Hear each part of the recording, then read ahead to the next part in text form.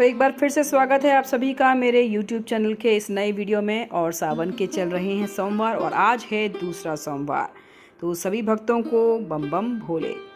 आज हम बात करेंगे 12 ज्योतिर्लिंगों में से दूसरे और तीसरे ज्योतिर्लिंग के बारे में। पहले ज्योतिर्लिंग के बारे में हमने बात की थी अपने पिछले वीडियो में। अगर आपने नहीं देखा है तो आप उसे जाकर देख सकते हैं मेरे चैनल पर। दोस्तों चैनल को सब्सक्राइब ज़रूर कर लीजिएगा और वीडियो अगर पसंद आए तो लाइक का बटन ज़रूर से हिट कर दीजिएगा। पहले बात करते हैं मल्लिकार्जुन ज्योतिर्लिंग के बारे में। दक्षिण भारत में कैलाश के नाम से मशहूर आंध्र प्रदेश का श्री मल्लिकार्जुन मंदिर भारत के 12 ज्योतिर्लिंगों में से एक है।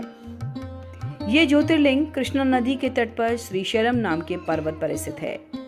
श्रीशैलम पर्वत कर्नूल जिले के नल्ला मल्ला नामक घने जंगलों के बीच है। नल्ला मल्ला का अर्थ होता है सुंदर और ऊंचा। इस पर्वत की ऊंची चोटी पर भगवान शिव श्री मल्लिकार्जुन ज्योतिर्लिंग के रूप में विराजमान है। 12 ज्योतिर्लिंगों में से मल्लिकार्जुन दूसरे ज्योतिर्लिंग माने गए हैं। मल्लिका का अर्थ माता पार्वती का नाम है, वहीं अर्जुन भगवान शंकर को कहा जाता है। यहाँ भगवान शिव की मल्लिकार्जुन के रूप में पूजा की जाती है।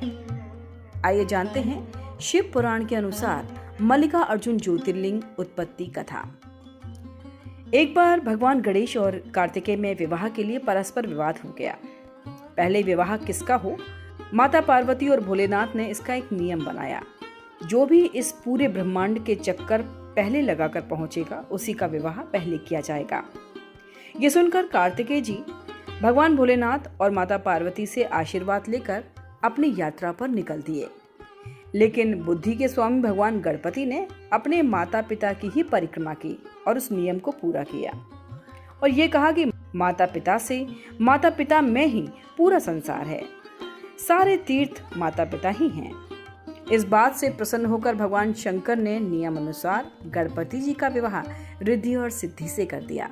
इसके बाद उनके 2 पुत्र भी हुए जिन्हें शुभ और लाभ कहा जाता है। ब्रह्मांड की यात्रा करके वापस लौटे कार्तिकेय ने देखा कि गणपति का विवाह हो चुका है और उनके पुत्र भी हो चुके हैं। इससे वो बहुत नाराज हो गए और क्रोंच पर्वत पर जाकर तपस्या करने लगे।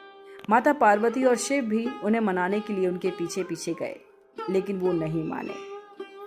प्रेम पुत्र मोह में आकर भगवान शिव और शिवा दोनों ही ज्योति रूप में वहां विराजित हो गए। और ये एकमात्र ऐसा ज्योतिर्लिंग है जहां भगवान भोलेनाथ के साथ माता पार्वती भी विराजती हैं। तो बोलिए दूसरी ज्योतिर्लिंग मल्लिकार्जुन की जय। काल भी उसका क्या करे जो भक्त है महाकाल का। आइए ज्योतिर्लिंगों की इस श्रृंखला में अब आपको दर्शन करवाते हैं और कथा सुनाते हैं तीसरे ज्योतिर्लिंग के, जो हैं उज्जैनी के राजा महाकालेश्वर। शिव पुराण की कथा अनुसार उज्जैनी में चंद्रसेन नाम का राजा शासन करता था, जो शिव भक्त था। भगवान शिव के गणों में से एक मणिभद्र से उसकी मित्रता थी।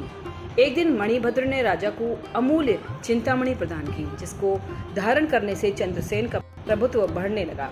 यश और कीर्ति दूर दूर तक फैलने लगी। दूसरे राज्य के राजाओं में उस मणि को पाने की लालसा जाग उठी। कुछ राजाओं ने चंद्रसेन पर हमला कर दिया। राजा चंद्रसेन वहां से भागकर महाकाल की शरण में आ गया और उनकी तपस्या में लीन हो गया। कुछ समय बाद वहां एक विधवा गोपी अपने 5 साल के बेटे के साथ पहुंची। बालक राजा को शिव भक्ति में लीन देखकर प्रेरित हुआ और वो भी शिवलिंग की पूजा करने लगा। बालक शिव आराधना में इतना लीन हो गया कि उसे माँ की आवाज सुनाई नहीं दी। उसकी माँ उसे भोजन के लिए बार बार आवाज लगा रही थी। बालक के न आने पर गुस्साई माँ उसके पास गई और उसे पीटने लगी। शिव पूजा की सामग्री भी फेंक दी। बालक माँ के इस व्यवहार से बहुत दुखी हुआ। तभी वहाँ चमत्कार हुआ। भगवान शिव की कृपा से वहाँ एक सुंदर मंदिर निर्मित हो गया, जिसमें दिव्य शिवलिंग भी था। उस पर बालक द्वारा अर्पित की गई पूजन सामग्री भी थी। इस तरह से वहाँ पर महाकालेश्वर ज्योतिर्लिंग की उत्पत्ति हुई। इस घटना से उस बालक की माँ भी आश्चर्यचकित हो गई। जब राजा चंद्रसेन को इस बात की सूचना मिली तो वो भी महाकालेश्वर ज्योतिर्लिंग के दर्शन करने पहुंच गया। जो राजा मणि के लिए चंद्रसेन पर हमला कर रहे थे, वे युद्ध का मार्ग छोड़कर महाकाल की शरण में आ गए। इस घटना के बाद से ही भगवान महाकाल उज्जैनी में वास करते हैं। जिस प्रकार से काशी के राजा बाबा विश्वनाथ हैं, वैसे ही उज्जैन के राजा भगवान महाकाल हैं।